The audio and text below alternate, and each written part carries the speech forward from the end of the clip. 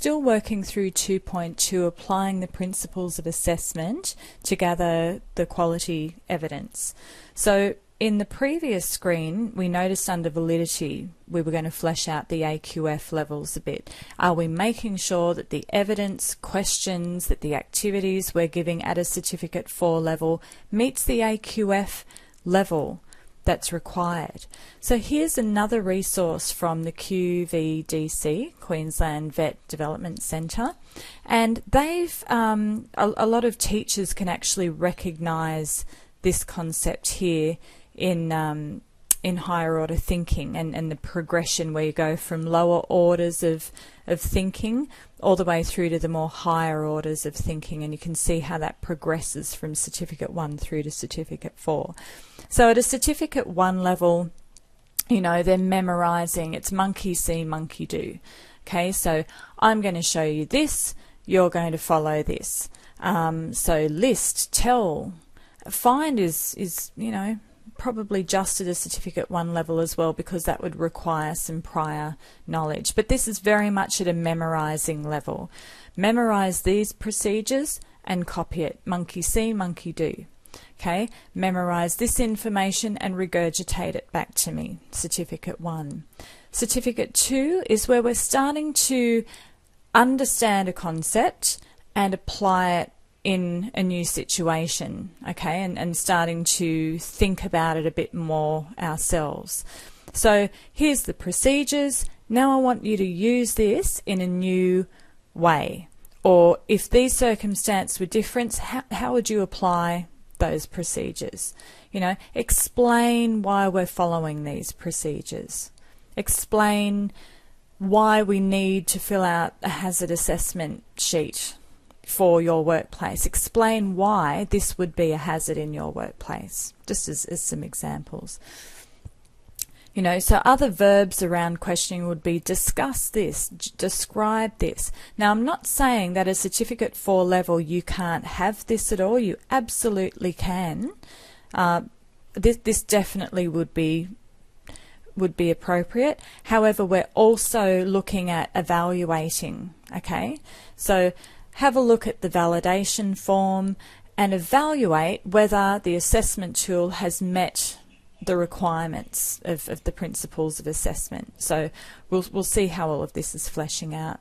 So these are just some tips about some verbs for your action words that would start off your activity sheets and your questionnaires at an AQF level. Certificate 3, yeah, we're starting to get them to analyse, investigate a little bit more deeply. So, starting to design some of their own. I certainly think a lot of that myself is still more at a Certificate 4 level. But, look, it's an interesting resource to have if you're starting to think about how you want to plan your questions. And I definitely think a lot of these verbs have to occur throughout your questions at a Certificate 4 level as well. So, yeah, I hope that gives you a little bit of guidance and assistance there. So what really want to show you now to really nail 2.2 to make sure that you're applying the principles of assessment is a little validation tool here, a little checklist, and your RTO that you work for will have their own instruments to measure whether you're meeting these requirements, and that's part of a validation process. So let's just look at this. This covers is it valid, is it reliable, or is it fair and flexible? So this is where the principles are applying. And we've just got these statements. So these are little prompts to make you think every time you're planning a particular piece of evidence. So the tools, the assessment tools, do they reflect the requirements of the competency at the industry standard? And we've looked at that very heavily through week 1 through to week 3. So long as you're following the unit of competency and all of those components, and you as the expert are maintaining your industry currency and attending professional development, and you're ensuring that any of the knowledge you're providing your trainers, any of the procedures are at industry standard, then that's going to be absolutely fine. So now, is that something that is valid? Is that a principle that's reliable or fair? So let's just flick back and have a look at that earlier tool. Industry standards dealt with validity. So we would just simply tick, oh, I have to get out of there, I apologise. We would just simply tick on here when you're doing your activity yourself that it was a validity principle, that statement.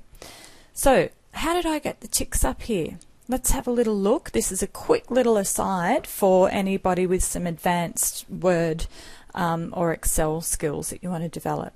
So if you just go and highlight all of your cells, which is just holding the left button down and moving your cursor. Whoops. Oh, hang on. Try that again.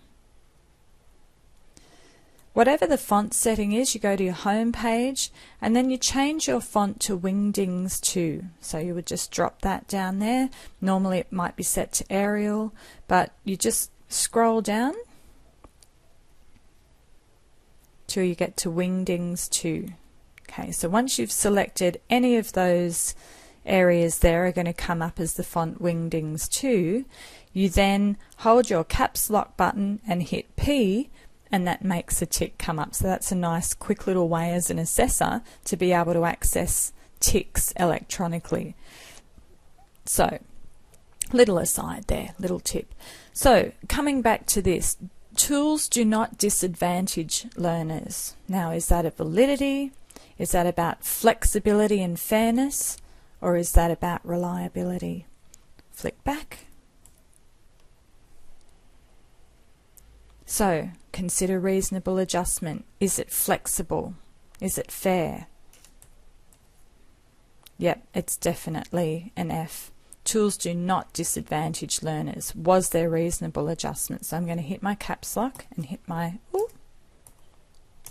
caps lock and P to tick it. Tools allow individual learners the best opportunity to provide evidence of competency. The tools allow the best opportunity. Is that a validity, reliability, or is it flexible and fairness? The best opportunity. Once again, that would be about being flexible. You need to give them every opportunity. If they're sight impaired, they can have an opportunity to still prove their knowledge because you are using then direct questions perhaps. So let's tick that one. If I hit my caps lock. Tools provide clear instructions for the assessor. Clear instructions for the assessor. Not really about validity.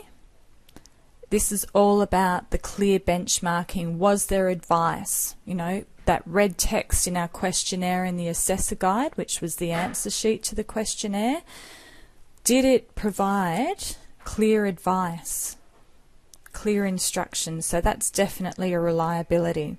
And a good way to think about reliability is it reliable? Could that be repeated? Could any assessor pick up the assessment guide, pick up a set of instructions, and instantly know what the benchmarks are and be clear about the range of what's considered competent? So you can tick that one. Tool includes sample answers for responses. Once again, that's reliability. Sample responses. Okay, we're making very sure, we're absolutely clear now that any assessor could come and pick that up and have it modelled for them what would be considered competent. Tools are trialled, fix the spelling there, prior to use and reviewed following use. So let's flick back. Tools are trialled. There we are, under reliability. They're trialled. So they're going to be reliable for the candidate in that case. Tools can be adjusted to meet the needs of the learner. Definitely a fairness and flexibility. Tools addressed the requirements of the unit of competency. I would say valid. unit of competency, all of those components. All we're doing here is just revising, finding new ways to cement these concepts for you. Tool includes advice to assist assessors to judge the sufficiency of the responses. Tools include advice. So the assessment tool is giving you that mapping there and making sure that there's sufficient evidence. So let's go back and have a look. This is actually now getting more to those rules of evidence when it's talking about sufficiency. So that's going to come under validity. It's valid if there's sufficient evidence. Gosh, there we are. Tool addresses the dimensions of competency. That's going to come under validity. That means it's valid if it addresses the dimensions of competency, but I need to explain to you a little bit more about what those dimensions of competency are. We'll get back to that. Satisfies the correct AQF level. Are we at a Certificate 4 level just asking people to memorise and monkey see, monkey do? Are we just giving things at an AQF 1 level when we need to get them to judge and analyse, justify, recommend, change? So that's going to be about validity again. Tools meet language, literacy and numeracy requirements. Validity. Modifications are made to the tool which maintain the integrity of the competency outcome. So when we are modifying it, we're still maintaining integrity. So how is that going to work? That's going to be about it being fair. We're modifying it for the reasonable adjustments, but we're making sure, say in the example if the modifications, what we were talking about with a translator, it's still going to be fair to other learners and it's maintaining the integrity, which means it would be John's own knowledge coming through to be assessed as competent. That's just one example of that.